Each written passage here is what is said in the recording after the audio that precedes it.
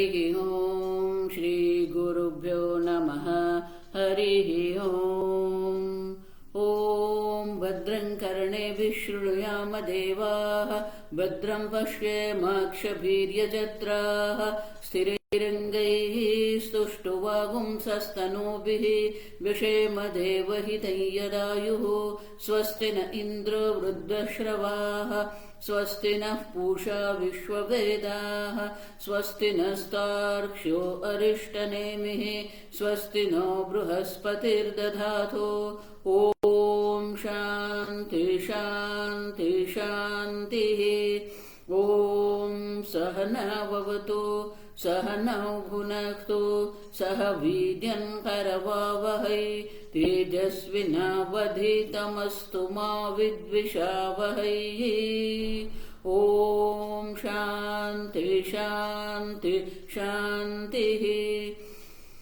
सदाशिवसमारम्भां शङ्कराचार्यमध्यमाम् अस्मदाचार्यपर्यन्तां वन्दे गुरुपरम्पराम्। श्रुतिस्मृतिपुराणानाम् आलयं करुणालयं, नमामि भगवत्पादं शङ्करं लोकशङ्करं। शङ्करं शङ्कराचार्यं केशवं बादरायणं, सूत्रभाष्यकृतौ वन्दे भगवन्तौ पुनः पुनः। ईश्वरो गुरुरात्मेति मूर्तिभेदविभागिने, व्योमवद्व्याप्तदेहाय दक्षिणामूर्तये नमः। निधये सर्वविद्यानां विषजे भवरोगिणां, गुरवे सर्वलोकानां दक्षिणामूर्तये नमः। ॐ नमः प्रणवार्थाय शुद्धज्ञानैकमूर्तये, निर्मलाय प्रशान्ताय दक्षिणामूर्तये नमः। ॐ प्रज्ञानांशु प्रदानै स्थिरचरनिकरव्यापिभिर्व्याप्य लोकान्, भुक्त्वा भोगान् सविष्टान् पुनरपि धिषणोद्भासितान् कामजन्यान्, पीत्वा सर्वान् विशेषान् स्वपिति मधुरभुङ् मायया भोजयन्नः। मायासङ्ख्यातुरीयं परममृतमजं ब्रह्म यत्तन्नतोऽस्मि। यो विश्वात्मा विदिजविषयान् प्राश्य भोगान् स्तविष्टान्, पश्चाच्चान्यान् स्वमतिविभवान् ज्योतिषा स्वेन सूक्ष्मान्, सर्वानेतान् पुनरपि शनैः स्वात्मनि स्थापयित्वा, हित्वा सर्वान् विशेषान् विगतगुणगणः पात्वसौ नस्तुरीयः।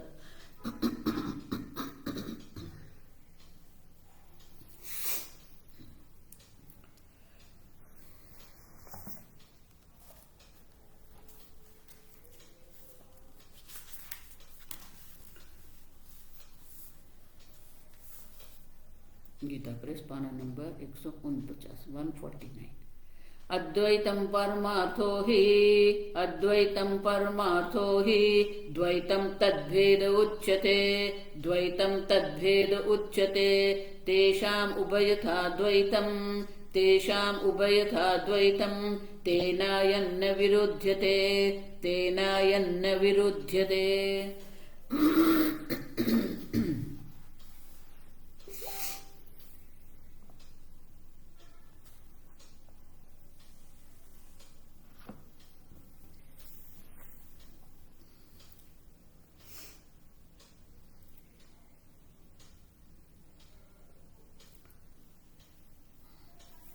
अद्वैतं परमार्थो हि द्वैतं तद्भेद उच्यते।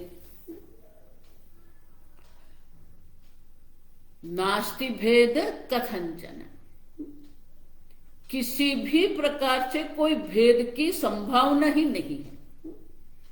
एक अद्वितीय ब्रह्म मात्र है, और इसीलिए अद्वैतम परमार्थो ही माने क्योंकि अद्वैत ही परमार्थ है। अब देखिए, द्वैतम तद्भेद उच्यते।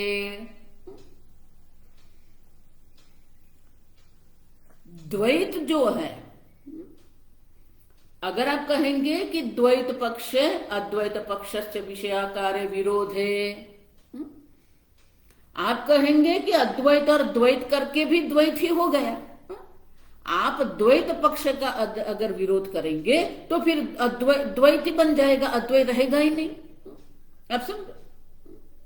और इसलिए गौड़पादाचार्य जी कहते हैं अद्वैतम परमार्थ है, जो पारमार्थिक जो है सत्य जो है वो पारमार्थिक सत्य है। ये जगत में जो हम व्यवहार कर रहे हैं, जागृत अवस्था है, स्वप्न अवस्था है, उसे व्यवहारिक सत्ता कहते हैं।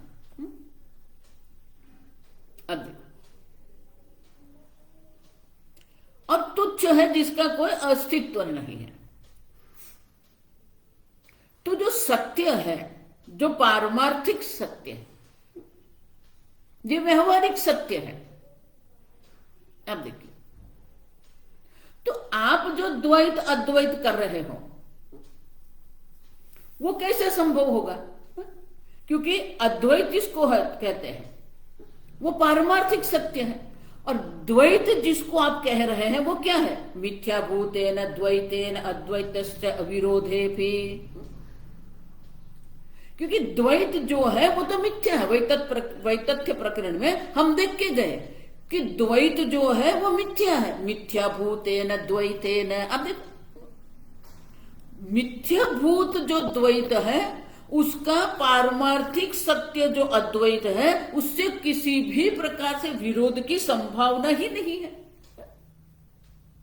क्योंकि दोनों सत्ता ही अलग है। एक पारमार्थिक सत्ता है, दूसरी व्यवहारिक सत्ता है। हम कई बार ये चर्चा करके गए कि स्वप्न अवस्था की जो सत्ता है और जागृत अवस्था की जो सत्ता है, दोनों एक दूसरे से क्या है? अलग सत्ता है। तो जागृत अवस्था में अगर आपको भूख लगती है जो क्षुधा है, तो क्षुधा की निवृत्ति स्वप्न अवस्था के भोजन से नहीं हो सकती। स्वप्न अवस्था में अगर आपको भूख लगी है तो वो भूख की निवृत्ति जो है, वो जो क्षुधा है, वो क्षुधा की निवृत्ति जो है स्वप्न जगत के भोजन से नहीं होगी, क्योंकि दोनों की सत्ता ही अलग है। आप समझो। उसी प्रकार से जिसको हम पारमार्थिक सत्य कहते हैं, एक अद्वितीय कहते हैं, तो पारमार्थिक सत्य जो अद्वैत है उससे जो मिथ्याभूत द्वैत जो है उससे कभी भी विरोध की संभावना ही नहीं है। तस्य अविरोधेपि परमार्थ भूतेन तेन विरोधः स्यादिति तथा विधम द्वैतम। अब क्योंकि जो भेद है वो तो विकार है ना, भेदः विकारः विवर्तः इत्यर्थः। तद भेद, भेद माने कि उससे जो उत्पन्न हुआ जो विकार जो है वो स्वयं में सत्य है ही नहीं। द्वैतस्य भ्रांति मूलत्वेन। अब देखो, तो द्वैत जिसको आप कह रहे हैं तेन अयम न विरुध्यते, तो द्वैत जो है उससे अद्वैत जो है, अद्वैत को द्वैत से कोई विरोध नहीं है, क्योंकि अद्वैत की पारमार्थिक सत्ता है और जो द्वैत है वो तो कल्पित भेद है, मिथ्या कल्पित है। अब देखो, तेषाम उभयथा द्वैतम तेनायम न विरुध्यते। लेकिन जो तेषाम माने कि जो द्वैतवादी हम देख के गए, द्वैतवादी के लिए तो अद्वैत भी पारमार्थिक है और द्वैत भी पारमार्थिक है।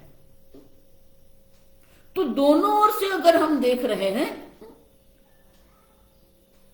तो उनके लिए तो वो द्वैत है। तेषा मानी कि जो द्वैतवादी जो है, द्वैतवादियों जो है, द्वैतवादियों की दृष्टि में ये द्वैत है, एक अद्वैत और दूसरा द्वैत है। लेकिन हमारी दृष्टि से हम देखते हैं तेनायम न विरुध्यते। अब देखो, तो जो द्वैतवादी है, द्वैती नाम परमार्थत्वेन अपरमार्थत्वेन च द्वैतमेव व्यवहार गोचरी भूतम। व्यवहारिक दृष्टि से आप कहते हैं कि आप अद्वैतवादी हैं, हम द्वैतवादी हैं, उस प्रकार से आप द्वैत कर रहे हैं। लेकिन जो व्यवहारिक सत्ता है, वो व्यवहारिक सत्ता भी क्या है? विकारी है, विवर्त है। जब वो विकारी है तो उनका पारमार्थिक सत्य जो एक अद्वितीय आत्मदर्शन जो है, हम इसलिए कहते हैं आत्मदर्शन जो है वही सत्य है, अन्य सर्वदेह मिथ्या दर्शन है। और इसीलिए उनके लिए ये द्वैत है। लेकिन हम जो एक अद्वितीय तत्व की चर्चा करते हैं उसका उससे कोई विरोध नहीं है। अब समझो, तच्च संप्रतिपन्न अद्वैतवत मिथ्यात्वे एवं स्थिते न द्वैतेन अद्वैत विरोधः शक्य शंकः भवति इत्यर्थः। और इसीलिए द्वैत और अद्वैत आप जिसको कह रहे हैं, द्वैत के मिथ्यात्व के कारण द्वैत का अद्वैत से कोई विरोध नहीं है। देखो, इसलिए मैं कहती हूं मिट्टी कभी भी घड़े का विरोध नहीं करेगी। आप मिट्टी को घटाकार बना के रखे या अन्य कोई आकार बना के रखे, मिट्टी को कोई विरोध नहीं है। सुवर्ण को हार आकार बना के रख दिए, किरीट आकार बना के रख दिए, कुंडल आकार बना के रख दिया, कंगन आकार बना के रख दिया, सुवर्ण को क्या है? जो भेद है वो नाम रूप में भेद है, वस्तु तो एक ही है। आप समझो। और इसीलिए जो एक अद्वितीय आत्म तत्व दर्शन जो है उससे अन्य किसी से भी कोई विरोध नहीं, क्योंकि वो मिथ्या है। मिट्टी कभी भी घड़े का विरोध नहीं करेगी। मिट्टी कभी ऐसा नहीं कहेगी मैं घटाकार क्यों हूं, मैं क्यों 1 लीटर का घटाकार हूं, मैं 10 लीटर का घटाकार क्यों नहीं हूं। आप समझ, मिट्टी को घड़े से कोई विरोध नहीं है। ना वाचारम बड़म विकारो नाम अधेयम। आपकी वाणी में घट शब्द है, बाहर अगर आप ढूंढने जाएंगे तो आपको मिट्टी मिलेगी, घट नहीं मिलेगा। उसी प्रकार से ये संपूर्ण जगत जिसको आप कह रहे हैं, देहादि संघात जिसको आप कह रहे हैं, वो आपकी वाणी में है। आप समझो, देहादि संघात जो है वो भी क्या है? मिथ्या है, विकारी है। मिथ्या माने विकारी है। भले आप उनका अनुभव कर रहे हैं लेकिन वो अपने को सत्य सिद्ध नहीं कर सकता है, क्योंकि वो विकारी है। प्रत्येक क्षण परिवर्तन हो रहा है। ये संपूर्ण जगत जो है क्षण प्रध्वंसिनी, प्रत्येक क्षण उसमें विकार हो रहा है, प्रत्येक क्षण परिवर्तन हो रहा है। तो वो जो द्वैत है, जो विकारी है, मिथ्या है, उसका अद्वैत से कोई विरोध नहीं। हम समझो, अद्वैत को किसी से तेनायम न विरुध्यते, ये जो एक अद्वितीय आत्मदर्शन है उसका किसी से कोई विरोध नहीं है। अब समझो, क्योंकि है ही नहीं। घड़ा अगर है तो उनका विरोध हो सकता है, लेकिन घड़ा है ही नहीं तो किसका विरोध मिट्टी करेगी। अब समझो। और इसलिए गौड़पादाचार्य जी कहते हैं तेनायम न विरुध्यते, अयम आत्मदर्शनम।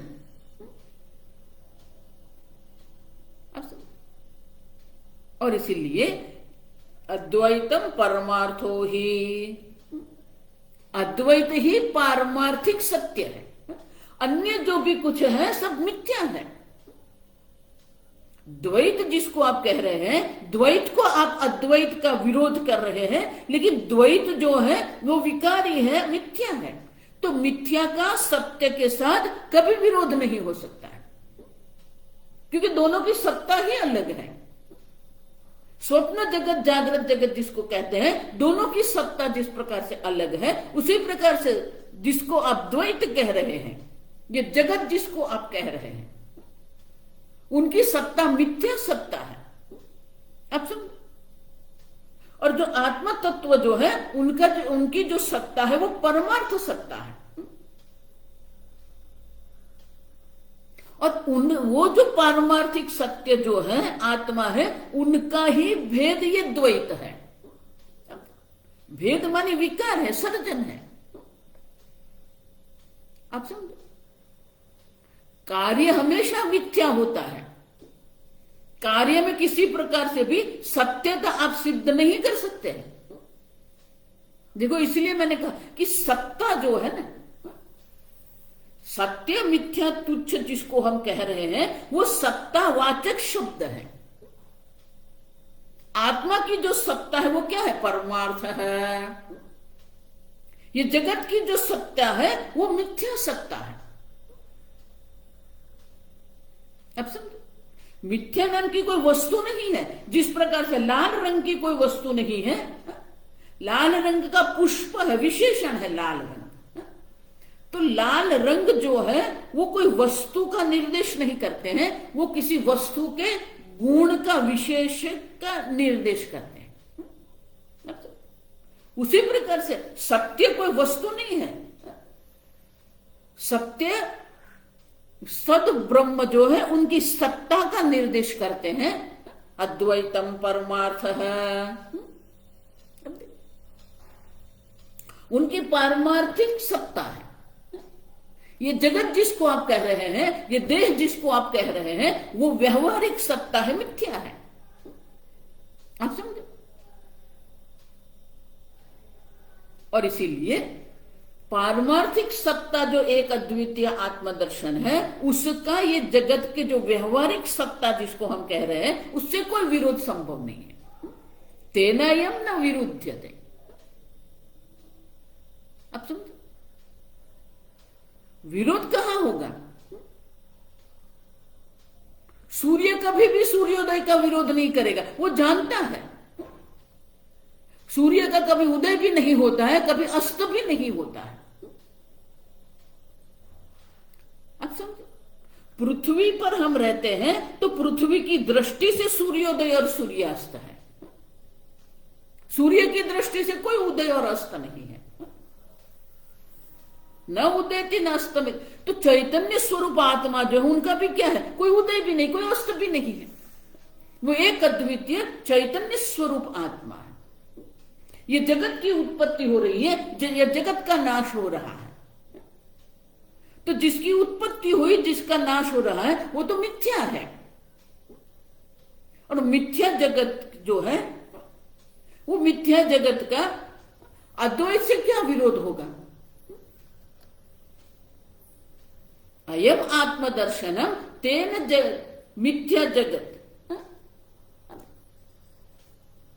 तो मिथ्या जगत जो है वो मिथ्या जगत से उनका कोई विरोध नहीं है, न विरुद्धते। अब समझो ठीक से? देखो, ये बड़े बड़े वेदांती भी यहां ही ये बहुत बड़ी भूल करते हैं। ये सत्ता है, आप समझो। स्वामी जी हमें कहते थे कि ये सत्ता में ही सब गड़बड़ करते रहते हैं। देखो, ये व्यवहारिक सत्ता भी जिसको कहते हैं, स्वामी जी हमेशा कहते थे, भले हम 3 प्रकार की सत्ता कहते हैं, पारमार्थिक सत्ता, व्यवहारिक सत्ता और तुच्छ, जिसका कोई अस्तित्व ही नहीं है। लेकिन व्यवहारिक सत्ता आप जिसको कह रहे हैं, उसमें भी 2 प्रकार की सत्ता है। अब देखो, पंचदशी का जो द्वैत विवेक प्रकरण है, हम देख के गए। अब ठीक से अध्ययन करो उनका। जिसको हम व्यवहारिक सत्ता कह रहे हैं, वो व्यवहारिक सत्ता में भी 2 है। एक वस्तुनिष्ठ सत्ता है, दूसरी व्यक्तिनिष्ठ सत्ता है। जो व्यक्तिनिष्ठ जो है वो जीव सृष्टि है, सब्जेक्टिव अंग्रेजी में जिसको कहते हैं। और व्यवहारिक सत्ता में दूसरी जो सत्ता है, जो वस्तुनिष्ठ सत्ता है, जिसको हम ईश्वर सृष्टि कहते हैं। अब समझ? तो व्यवहारिक सत्ता में भी दो है, एक ईश्वर सृष्टि है जिसको जो व्यवहारिक है, और जो जीव सृष्टि वो प्रातिभाषिक सत्ता है। रज्जु सर्प का जो हम दृष्टांत लेते हैं वो प्रातिभाषिक है।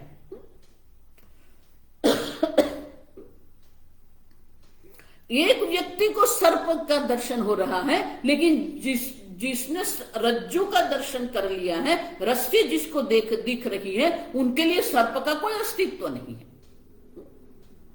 अब समझ? तो जब व्यवहारिक दृष्टि से हम देखते हैं तो प्रातिभाषिक सत्ता भी क्या है ही नहीं, व्यक्तिगत है वो। आप समझ? हमारी जो समस्या है, हमारा जो दुख है, वो प्रातिभाषिक सत्ता है। हम अपने ही मन में बैठे रहे हैं, ये मैं हूं, ये मेरा है, उसने मेरे साथ वो नहीं किया, उसने मुझे वो नहीं दिया। हम अपने प्रातिभाषिक सत्ता में बैठे रहते हैं और अन्य को अयोग्य ठहराते रहते हैं। अब समझो, हमारे व्यक्तिगत है ये राग द्वेष जिसको हम कहते हैं, काम क्रोध लोभ मोह कहते हैं, ये सब हमारा व्यक्तिगत है, जिसे प्रातिभाषिक सत्ता कहते हैं। अब समझो, सूर्य मंडल है वो व्यवहारिक है, ईश्वर सृष्टि है। अब देखिए, तो द्वैत जिसको हम कह रहे हैं वो व्यवहारिक सत्ता है, और जिसको हम अद्वैत आत्म दर्शन, एक अद्वितीय आत्मा का दर्शन कह रहे हैं, वो तो परमार्थ है। अब पारमार्थिक सत्ता को व्यवहारिक सत्ता से क्या विरोध होगा? नहीं। इसलिए भगवान, अब समझो, गीता के जो श्लोक है ना, आप उनको जितने हल्के से ले रहे हो ना, उतने नहीं है। आत्म तत्व क्या है, ज्ञेय ब्रह्म क्या है, 13वें अध्याय में भगवान क्या कहते हैं? उपद्रष्टानुमंता च भर्ता भोक्ता महेश्वर है। अब देखिए, उपद्रष्टा, व्यवहारिक सत्ता को भी वो सत्ता स्फूर्ति प्रदान करता रहता है। अनुमंता, सबको अनुमति दे रहा है।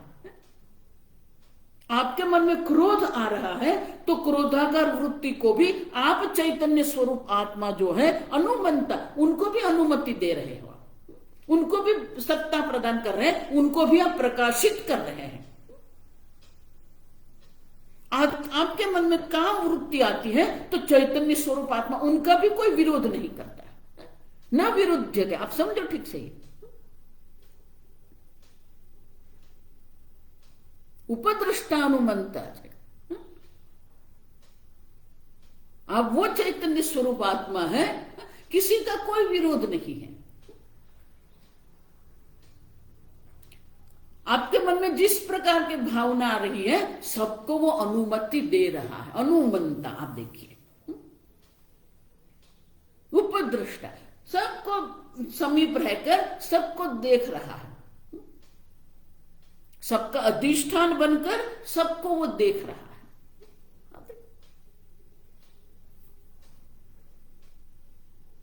तो किसका विरोध करेंगे? पारमार्थिक सत्ता की दृष्टि से अगर देखते हैं तो द्वैत का भी हम विरोध नहीं कर रहे। तेना यम न विरुध्यते, ये अद्वैत दर्शन है, उसको अद्वैत दर्शन से भी विरोध नहीं, क्योंकि एक पारमार्थिक सत्ता है, दूसरी जो है वो व्यवहारिक सत्ता है। कौन किसका विरोध करेगा? अद्वैत दृष्टि से द्वैत है ही नहीं, हम देख के गए।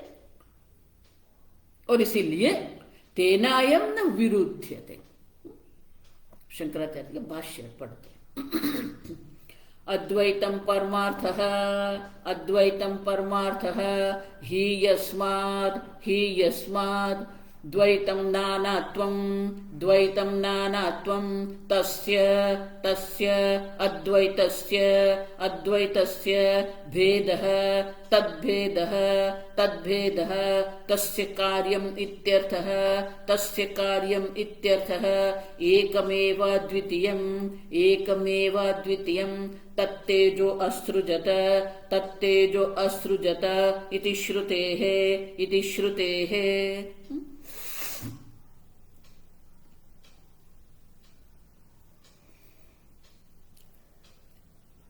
अद्वैतम ही क्योंकि अद्वैतम परमार्थ है। शंकराचार्य जी परमार्थ शब्द का अर्थ नहीं दर्शा रहे हैं क्योंकि हम अनेक बार आगे देख के गए। परमार्थ माने जो एब्सोल्यूट रियलिटी जो है, उससे अन्य कुछ है ही नहीं, वो सत्य है। द्वैतम नानात्वं तस्य अद्वैतस्य भेदः। जो द्वैत हम जिसको कह रहे हैं, द्वैत माने अनेकता। आप समझो, द्वैत माने दो नहीं है। आप समझो, कभी भी दो आप सिद्ध नहीं कर सकते हैं। या तो एक है या तो अनेक है। अब समझो, द्वैत एक कहने के एक शब्द प्रयोग है, क्योंकि दो कैसे सिद्ध करेंगे आप? अब प्रयत्न करो तर्क से, दो सिद्ध कर दो मुझे। कभी भी दो सिद्ध नहीं होता है, कम से कम तीन सिद्ध होता है। अनेकता जिसको हम कहते हैं, एक वचन है, द्विवचन है, बहुवचन है। आप देखिए, अगर आप कहेंगे ये पुस्तक है, आप समझ, ये मोबाइल है, आप देखिए ये पुस्तक है, तो आप कहेंगे नहीं नहीं देखो ये मोबाइल है, ये पुस्तक है, द्वैत हो गया। दो है ही नहीं, तीन है। क्यों? क्योंकि ये दोनों को बीच में एक तीसरा है, जो मोबाइल भी नहीं है, जो पुस्तक भी नहीं है। तब तो दो सिद्ध होगा ना। ये दोनों अलग क्यों है? क्योंकि उन दोनों के मध्य में कुछ ऐसा है जो मोबाइल भी नहीं है, जो पुस्तक भी नहीं है। देखो, इसीलिए ये दो देश की जो सीमा होती है ना, उसमें भी नो मैन लैंड होती है। जो पाकिस्तान भी नहीं है, जो भारत भी नहीं है, जो अमेरिका भी नहीं है, वो कनाडा। आप समझो, आप समझो, दो कभी सिद्ध नहीं होता है ना। इसलिए शंकराचार्य जी कहते हैं द्वैतम नानात्वम। अब देखो, या तो एक है या तो अनेक है। नाना मानी नाना नानी नहीं, नाना मानी अनेकता। नाना शब्द का होता है अनेकता, भिन्नता, वैविध्य, विविधता। जहां अनेकता है, विविधता है, भेद है, तो द्वैत क्या है? तस्य अद्वैतस्य भेदः तद्भेदः। जो द्वैत आप कह रहे हैं वो तद्भेद मानी तस्य कार्यम इत्यर्थ है। ये द्वैत जगत जिसको आप कह रहे हैं वो तो अद्वैत का कार्य है। भेद मानी कार्य। एकमेव द्वितीयम सदैव सौम्य इदमग्र आसीत् एकमेव द्वितीयम तत्तेजो असृजत। वो जो सद्ब्रह्म है, अब देखिए, वो सद्ब्रह्म जो है तत्तेजो असृजत, उसने ये तेज अग्नि उत्पन्न किया। छांदोग्य उपनिषद में त्रिभूत का मानी तीन पंच महाभूत की चर्चा है, अग्नि, जल और पृथ्वी। अब तैत्तिरीय उपनिषद में देखते हैं तो वहां पर पंच महाभूत का तस्माद व एतस्माद् आत्मनः आकाश संभूतः। अब देखिए, द्वैत जिसको आप कह रहे हैं वो तो कार्य है। वो कार्य कैसे है, उनके लिए शंकराचार्य जी ये मंत्र का अवतरण करते हैं। द्वैतस्य अद्वैत कार्यत्व प्रमाणमाह एकमेव द्वितीयम्। श्रुति प्रामाण्यात् द्वैतस्य अद्वैत कार्यत्व अवगमात् कार्यस्य कारणात् भेदेन सत्व निषेधात्। अद्वैत से ही देखो, इसलिए मैं कहती हूं ये पंचमी विभक्ति जो है ना अत्यंत आवश्यक है। संपूर्ण वेदांत जो है ना वो पूर्ण ये पंचमी विभक्ति पर आधारित है। ब्रह्मात्मा से आकाश की उत्पत्ति हुई से यतो वा इमानि भूतानि जायन्ते, जिससे ये संपूर्ण जगत की उत्पत्ति हुई है। यतो वा इमानि भूतानि जायन्ते यत प्रवृत्तिर्भूतानां येन सर्वमिदं तत्। मत्त परतरन्नादि सब पंचमी विभक्ति है। तो संपूर्ण द्वैत से ही ये द्वैत की उत्पत्ति हुई है। तो अद्वैत जो है वो द्वैत का कारण है, द्वैत अद्वैत का कार्य है। द्वैतस्य अद्वैत कार्यत्व अवगमात्। एक बार आप ये स्पष्ट रूप से समझ लेंगे कि जिसको हम द्वैत कह रहे हैं उनकी उत्पत्ति अद्वैत से हुई है। अद्वैत का कार्य जो है वो द्वैत है। एक बार ये द्वैत जो है वो कार्य है, तो फिर क्या होगा? कार्यस्य कारणात् भेदेन सत्व निषेधात् तत्सत्यमिति अवधारणात्। तो कार्य कभी भी अपने उपादान कारण से भिन्न अस्तित्व नहीं रखता है। कार्य घट जो है कभी अपने कारण मिट्टी का विरोध नहीं कर सकता है, क्योंकि मिट्टी ही उनको सत्ता स्फूर्ति प्रदान करती है। और इसलिए कहते हैं कार्यस्य कारणात् भेदेन सत्व निषेधात्। अब तो कार्य का कारण से भेद करेंगे तो क्या हो जाए? सत्व निषेधात्, फिर वो रहेगा ही नहीं।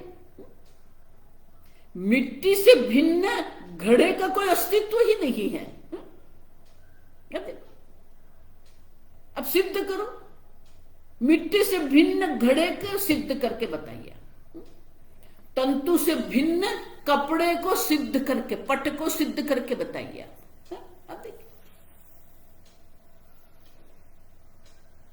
अब समझो।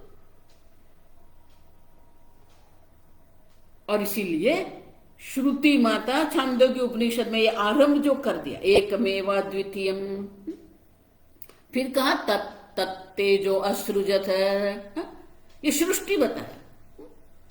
फिर क्या कहा? तत्सत्यम स आत्मा। अब देखो, कलम देख के गए सब। तत्सत्यमिति अवधारणात्, फिर वो अवधारण करते, निश्चय करते हैं तत्सत्यम, जो एक अद्वितीय सत ब्रह्म है वही सत्य है, और वो है तत्वमसि श्वेत केतु। अब देखो, तो वो जो एक अद्वितीय ब्रह्म, जो सत ब्रह्म है वही सत्य है, वो पारमार्थिक सत्य है। और इसलिए कहते हैं, आनंदगिरी महाराज कहते हैं सत्व निषेधात् तत्सत्यमिति अवधारणात्। अब देखो, अद्वैत दर्शनम द्वैत दर्शनेन न विरुध्यते। अब देखो, अद्वैत दर्शन को द्वैत दर्शन से कोई विरोध ही नहीं है। सत्य को मिथ्या का कोई विरोध नहीं है। अब देखो, सुवर्ण कभी भी अलंकार का विरोध नहीं करेंगे। सुवर्ण ये नहीं सोचेगा मैं हार क्यों हूं, मैं कुंडल क्यों हूं, मैं किरीट क्यों हूं, नहीं, है ही नहीं। अद्वैत दर्शनम द्वैत दर्शने अविरुद्धमिति। और इसीलिए अद्वैत दर्शन का द्वैत दर्शन से कभी भी कोई विरोध की संभावना नहीं। तो पहले शंकराचार्य जी ये शास्त्र प्रमाण का अवतरण करते हैं, आप समझे। फिर शंकराचार्य जी क्या कहते हैं,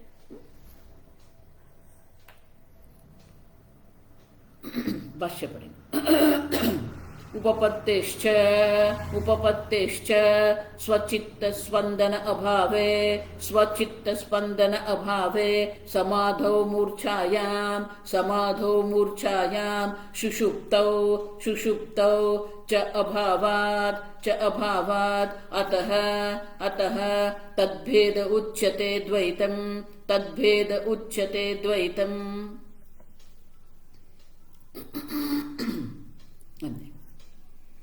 शंकराचार्य जी कहते हैं शास्त्र प्रमाण तो है ही, अब देखिए, लेकिन शास्त्र प्रमाण के साथ साथ युक्ति भी है। उपपत्तिश्च, तर्क से भी आप ये सिद्ध कर सकते हो कि अद्वैत दर्शन को द्वैत दर्शन से कोई विरोध नहीं है।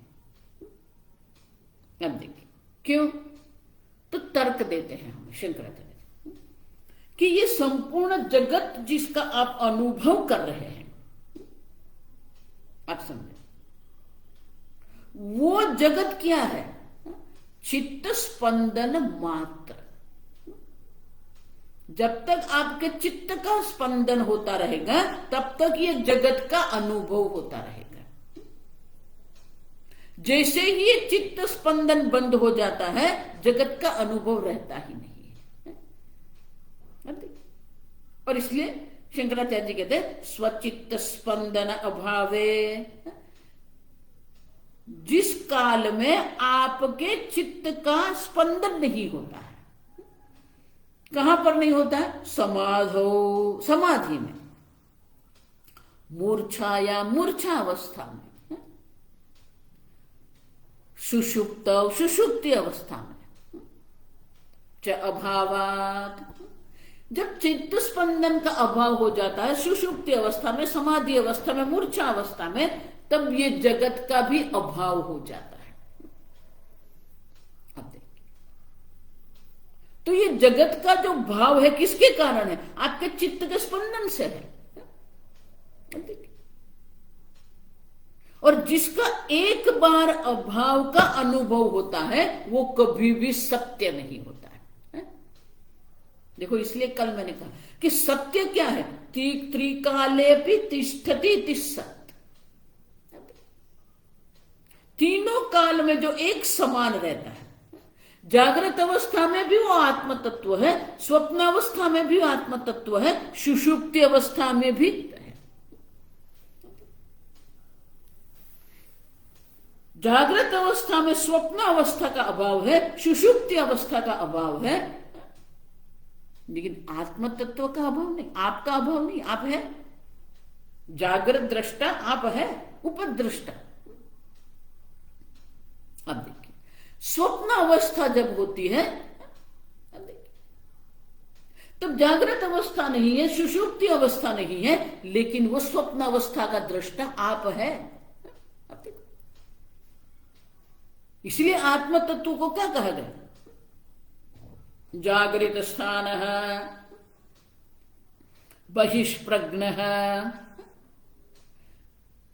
स्वप्न अवस्था में क्या कहा, स्वप्न स्थान अंतःप्रज्ञ। अब देखिए, आप जो प्रज्ञा स्वरूप आत्मा आप जो है, चैतन्य स्वरूप आत्मा आप जो है, वो जागृत अवस्था में भी है, उनका कभी भी अभाव होता ही नहीं है। अब देखो, किसी को भी कभी भी अपने अभाव का अनुभव होता ही नहीं है। सुषुप्ति अवस्था में भी क्या आप सो गए, नहीं। देखो, सबसे बड़ा जो साक्षात्कार है ना, पहले ये होना चाहिए कि आप कभी भी सोते ही नहीं हैं। अब सुषुप्ति अवस्था के भी साक्षी चैतन्य है। बुद्धि सो जाती है और बुद्धि में अहम बुद्धि करके आप बैठे हैं और इसलिए कहते हैं मैं सो गया। देखो, ये सब हम देख के गए। सुषुप्ति अवस्था में भी क्या है, आप सो गए क्या? नहीं। अहम किंचिन्न जाना में सुखे न निद्रा अनुभूयते। अब देखिए, आपको ये दो अनुभव हो रहे हैं। आप वो चैतन्य स्वरूप आत्मा है, ये दो प्रकार के अनुभव कर रहे हैं। मैं कुछ जानता नहीं हूं और मैं आनंद से सो रहा हूं, लेकिन वहां बुद्धि सो गई है, इसलिए जो अनुभव हो रहा है उनको प्रकट करने के लिए जागृत अवस्था में आना पड़ता है, और इसीलिए उसे प्रत्यभिज्ञा कहते हैं। फिर उठ के आप कहते हैं ना, वहां कुछ नहीं था, मैं आनंद से सो रहा था।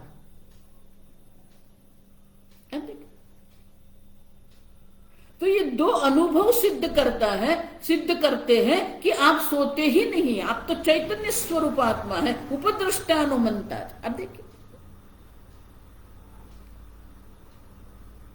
अब सुन, कभी भी आपके अभाव का अनुभव ही संभव नहीं है, लेकिन ये जगत का अभाव हो जाता है। जब चित्त स्पंदन होता है तो ये जगत है।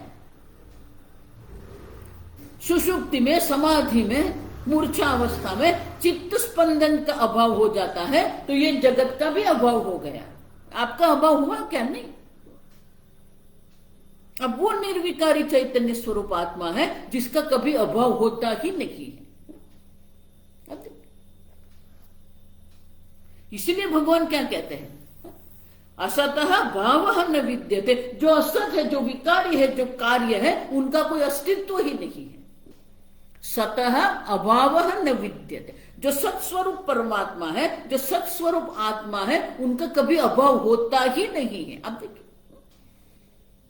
अब वो सत्स्वरूप है, अब वो चित्त स्वरूप आत्मा है जिसका कभी अभाव ही नहीं होता है। देखो, इसीलिए मैं कहती हूं कि मृत्यु का अनुभव भी क्या है? कल्पित है। मृत्यु का भय जो है वो कल्पित भय है, क्योंकि आपका अभाव कभी भी नहीं होता है, तो आपकी मृत्यु कैसे होगी? देहादि की दृष्टि से है मृत्यु तो। न हन्यते हन्यमाने शरीरे। भगवत गीता के 11वें श्लोक से 30 श्लोक जो है ना, 30वां श्लोक तक, वो आत्म तत्व का निरूपण है। ये मुख्य है, आप समझो। भगवत गीता का हार्द जिसको हम कहते हैं ना, वो ये है। अशोचनन्वशोचत्वम से भगवान आरंभ करके 30वें श्लोक तक जो कहते हैं वो आत्म तत्व है, जिसका कभी भी अभाव नहीं हो रहा है। सदा सर्वदा चैतन्य स्वरूप आप है। तो उपपत्ति युक्ति से भी, तर्क से भी अगर हम समझने का प्रयत्न करेंगे तो यही सिद्ध होता है कि एक अद्वितीय आत्मा का कभी भी अभाव नहीं होता है, लेकिन ये जगत का अभाव हो जाता है, जिसको आप द्वैत दर्शन जिसको आप कहते हैं, सबका अभाव हो जाता है। अब तो जिसका कभी भी अभाव नहीं होता है वो पारमार्थिक सत्य आप है। तत्सत्यम सब तत्वमसि श्वेत केतो। अब देखिए, और इसीलिए तर्क से भी यही सिद्ध होता है कि अद्वैत दर्शन जो है वही सही है, पारमार्थिक है। जो द्वैत दर्शन है, जो उसके कार्य जो है, उनका कोई अस्तित्व नहीं है। अद्वैत दर्शनम द्वैत दर्शन ही अविरुद्धमिति। और इसीलिए अद्वैत दर्शन को द्वैत दर्शन से कोई विरोध ही नहीं है, क्योंकि है ही नहीं। अब समझो, असतः भावः न विद्यते। भगवान देखो, लोग भक्ति की दृष्टि से, कर्म की दृष्टि से ये भगवत गीता का अर्थ घटन करते रहते हैं। सही में भगवत गीता क्या कह रही है? अद्वैतामृत वर्षिणी भगवत गीते। एक अद्वितीय आत्म तत्व का निरूपण कर रही है भगवत गीता। उसको तो सबने बाजू में कर दिया। आप सुन, जितने भी ये भक्ति संप्रदाय वाले हैं, उनको ये 11वें श्लोक से 30वें श्लोक का कोई कोई महत्व ही नहीं है। उन लोगों को जो मुख्य है भगवान का उपक्रम जो है भगवान का। अब देखिए, न तुम शोचितुम अर्हसि, शोक का कोई स्थान ही नहीं है, क्योंकि एक अद्वितीय आत्मता का कभी, एक अद्वितीय आत्म तत्व का कभी अभाव होता ही नहीं है। तो शोक किसके लिए आप कर रहे हैं? ये द्वैत दर्शन जिसको आप कह रहे हैं, उनकी कोई सत्ता ही नहीं है, उनका कोई अस्तित्व ही नहीं है, तो उनके लिए क्या शोक करना है? देखो, इसीलिए कभी मैं जो दृष्टांत देती हूं आपको बहुत छोटे लगते हैं, छोटे नहीं है। अगर आप देश के पश्चिम किनारे पर रहते हैं तो वहां जो सागर है, अगर आप छोटे बच्चे को वहां पहली बार ले जाएंगे और सूर्यास्त का समय है, तो सूर्यास्त के समय आप किसी बालक को पहली बार आप सागर किनारे ले जाएंगे तो क्या होगा? वो देखेगा कि सूर्य क्या हो रहा है, पानी में डूब रहा है। अब देखिए, तो उनको क्या लगेगा? हाँ मां देखो देखो, वो सूरज दादा है ना, वो पानी में डूब रहे हैं मां। तो उनके लिए वो क्या है? उनको वो सत्य लग रहा है। उसने सोचा कि सूरज दादा पानी में डूब गए। अभी तो ये दृष्टांत आप उसको हल्के से मत लो। तो मां उनको क्या कहेगी? कोई बात नहीं है, वो तो सूरज दादा सो गए। अच्छा सो गए, हाँ वो पानी में अभी सो गए हैं। तो बालक जो भाषा समझ सकता है वही भाषा में हमें बात करना पड़ेगा। लेकिन उसका अर्थ ये नहीं कि वो सत्य सिद्ध कर रही है। नहीं मां, लेकिन वो पानी में क्यों सो गए? नहीं देखो, हमको गर्मी लगती है कि नहीं सूरज के कारण? हाँ, तो सूरज दादा को भी गर्मी लगती है। हाँ, वो पानी में सो गए, थोड़ा ठंडा लगता है। अच्छा ऐसा है मां? हाँ। फिर अभी नहीं, प्रातः काल होगा ना तब वापस आ जाएंगे सूर्य। हाँ। तो सूर्य का कभी अस्त होता ही नहीं है, सूर्य का कभी उदय होता ही नहीं है। उसी प्रकार से न उदेति न अस्तमेति, हम देखेंगे चैतन्य का कभी उदय भी नहीं होता है, चैतन्य का कभी अस्त भी नहीं होता है। वो पारमार्थिक सत्य जो अद्वैत तत्व है,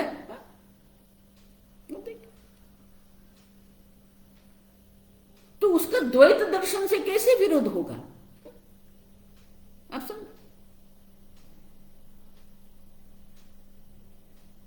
तो जब तक आपके चित्त का स्पंदन है तब तक ये जगत का दर्शन आप करते रहेंगे। सुषुप्ति आदि अवस्थायाम स्वकीय चित्त स्पंदन अभाव मिथ्या ज्ञान उपरमे सती द्वैत दर्शन अभावात् द्वैतम सिद्धम। अब देखो, सॉरी, द्वैत दर्शन अभावात् अद्वैतम सिद्धम।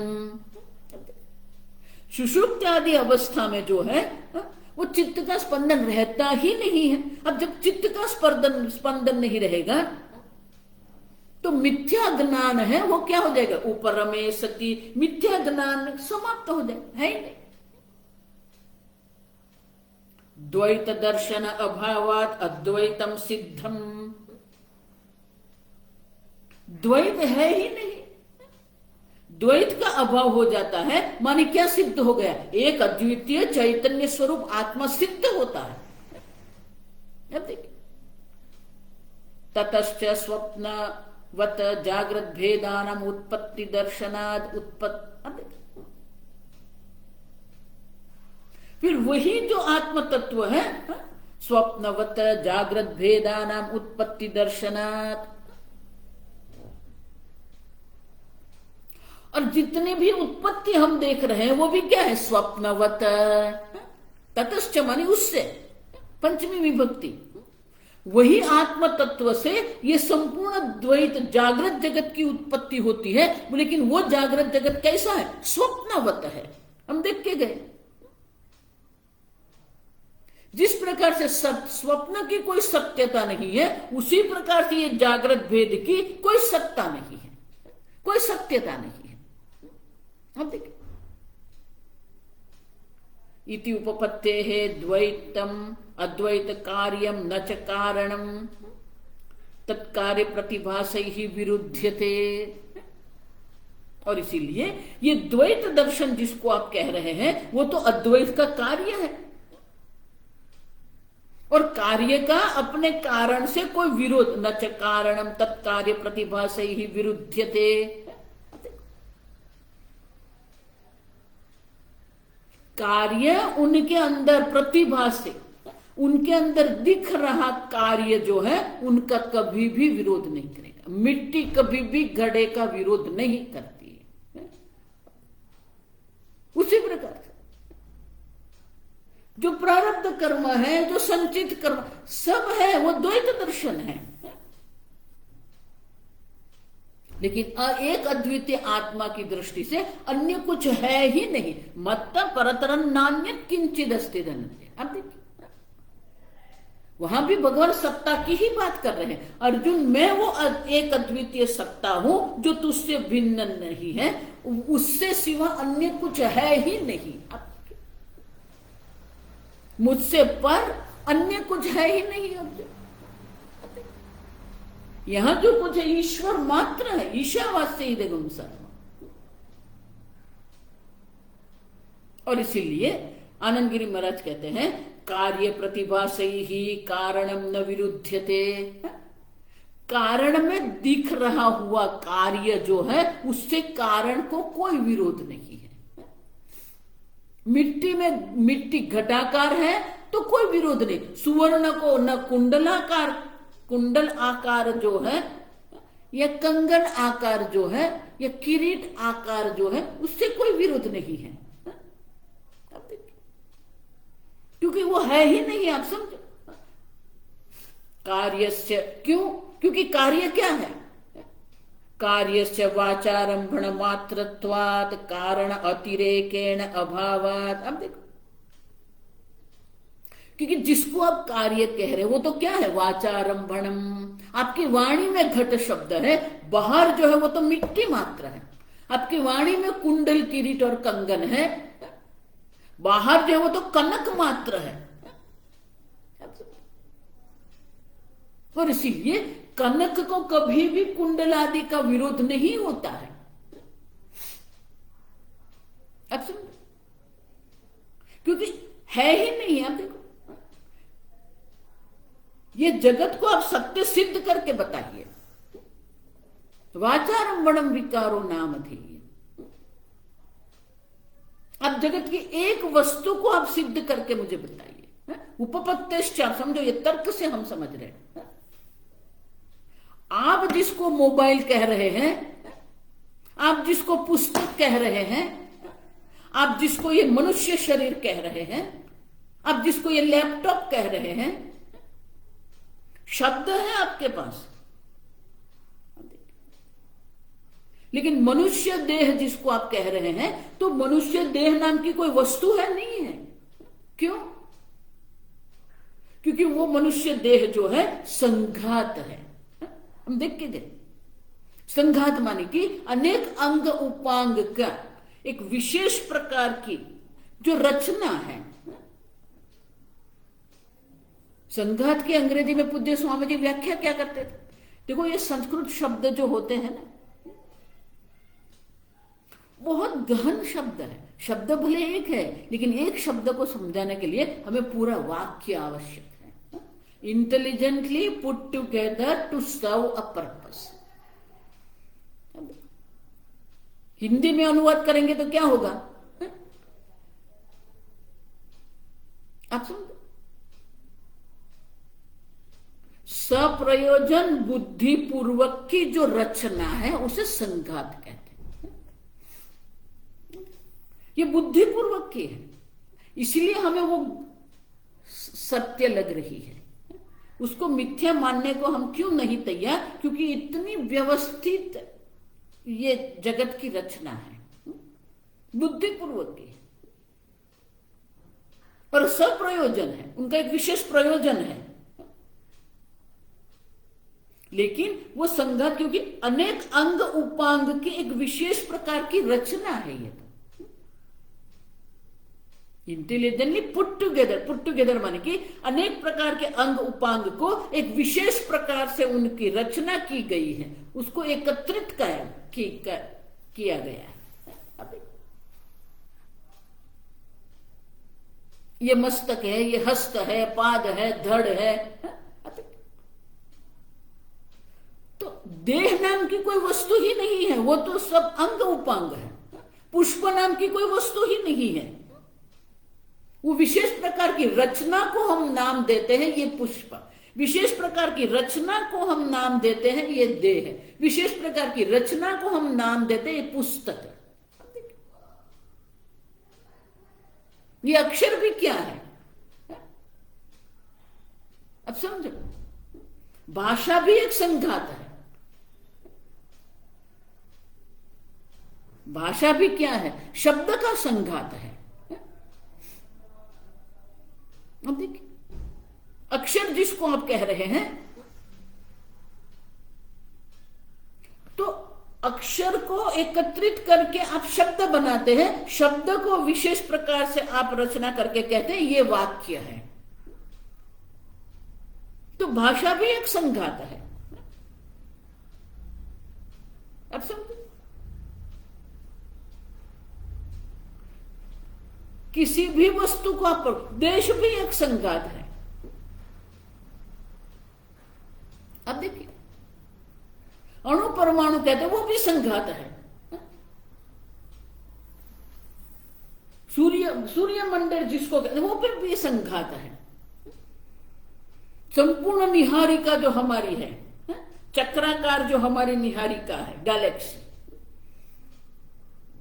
वो भी एक संघात है। संपूर्ण ब्रह्मांड एक संघात है,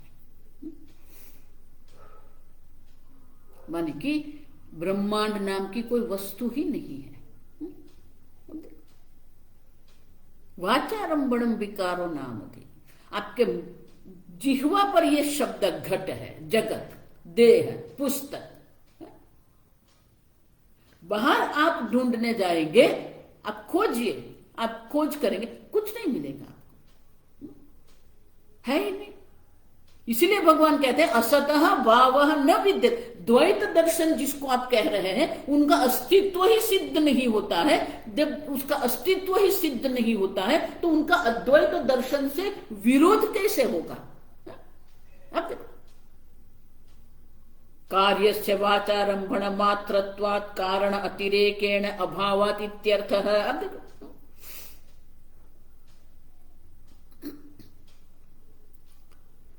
और इसीलिए ये जगत है ही नहीं,